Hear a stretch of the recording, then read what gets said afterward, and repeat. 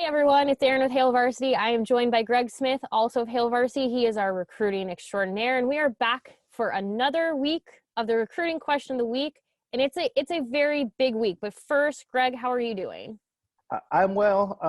The weekend went by very fast, but I mean, like the season is here. Like I feel like we all just kind of got thrown into the season being here and very little off season, but that's good because it's the exciting time, right? It is, and like you said, it's exciting to begin with. A little housekeeping: Nebraska football officially starts fall camp. They report July 29th, but I believe kick off the first practice the next morning on July 30th. They have basically 29 days to get 25 practices in. A lot of that has changed as far as what they can and cannot do. I actually have a little bit about that in a premium piece at hailvarsity.com. So if you're looking for a little bit more on what to expect or what we know. Both Brett Belima and kind of Scott Frost mentioned some things at Big Ten Media Days, but Brett definitely said more. So again, that is at hailvarsity.com right now, a little plug for myself. But let's get to the question at hand. So no one directly asked this, I should say, but the questions are going to come because as we are getting ready to record this video, news broke. And when that happens, we figured we should probably not wait a week to address this, especially when it comes to recruiting. So let me just start right here. It is, I'm pulling up the tweet. I told Greg I was ready and then I didn't.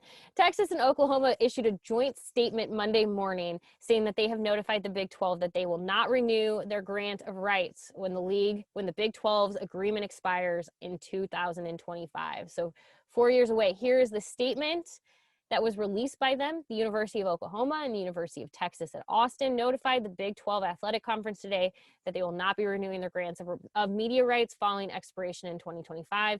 Providing notice to the Big 12 at this point is important in advance of the expiration of the conference's current media rights agreements.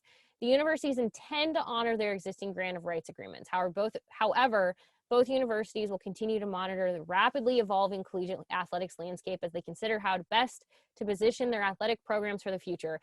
Before I toss it to you, Greg, I do want to say the word intend is doing a lot here. They intend to honor their contract. However, they are going to be monitoring the ever-evolving situation, which from an outside perspective tells me there are going to be lawyers very quickly involved in this because I imagine Oklahoma and Texas do not want to be a member of a conference playing in it for another 4 years if they know they are going to be going elsewhere.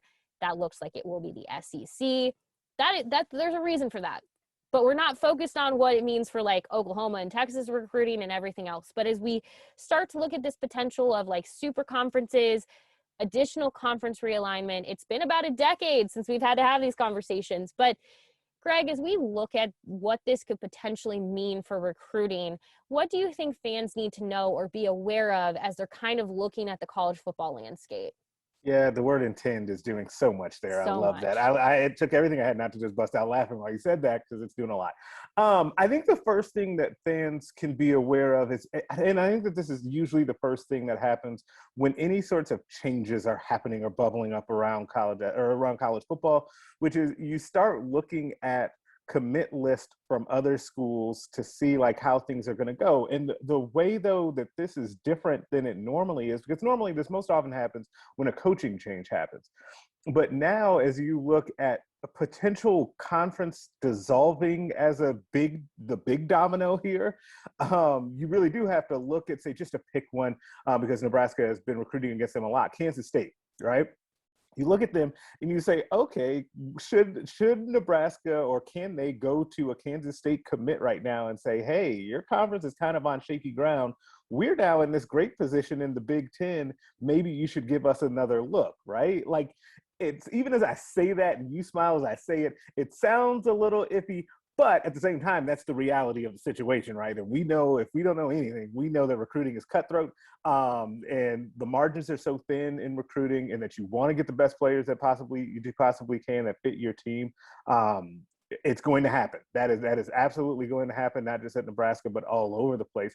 And then I think the other big thing to look at, and it's a big picture situation, is that how much of Texas talent can Nebraska continue to pull out of the state, right? As you have another two teams that obviously in Texas recruits the state of Texas heavily, but so does Oklahoma, that potentially go into the SEC. That's another feather in their cap to say, hey, we're in an even better league. You can tell them they're playing the best high school football, and then you can come play the best college football, right? They would really jive with that. And so can Nebraska continue to have that uptick of getting Texas talent like they've had over the last couple of years? But the domino effect here is real. Like there's going to be a lot here that happens. Yeah, that's the thing that's going to be really interesting too. I think you'll see, like Greg mentioned, a number of schools using the instability angle on the recruiting trail if you don't know what it's going to look like. I think it'll be a little bit easier to do that to say the schools that remain in the Big 12. I think Yeah. Oklahoma and Texas definitely have their recruiting pitch of like, we're going to greener pastures, and there's a certain level of like excitement around the SEC, I believe. So like, I think, recruits might respond well to that, especially if they feel like a school is taking a stand against anyone or anything in particular. But yeah, I think it's going to be interesting to watch maybe how Nebraska and other schools that are in the area approach some of these Big 12 schools. Like I imagine Iowa is going to be calling maybe a couple of Iowa State recruits of interest and saying like, hey, if you're looking for a little more stability, we're not too far down the road. That's the one thing that's going to be really interesting about conference realignment is the effect that it doesn't just have on the athletes currently in programs, but the athletes who are looking at programs, because they're going to want to know what the future looks like. And right now, Big 12 schools that remain probably don't have a good answer. And I imagine, Greg, and this is kind of what you're saying, that these recruits are probably going to go, do I want to be involved in something where I don't know what conference I'll be playing in a few years from now?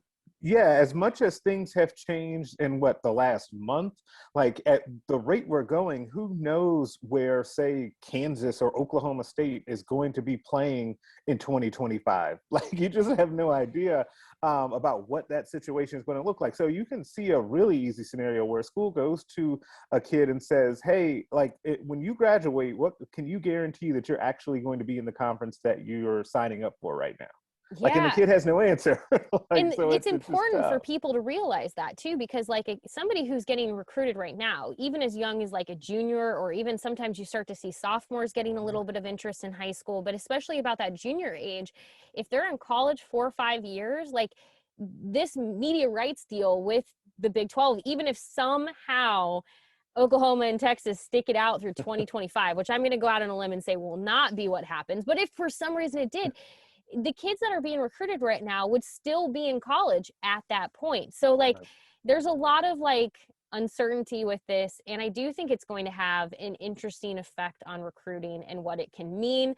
Obviously, people have been really worried about what NIL will do for schools, and like potentially there being like a long, like the easiest way to say it is like an arms race of Right. sorts for schools. Feels like that could be happening here, but more or less because there's uncertainty elsewhere, so schools can take advantage of it.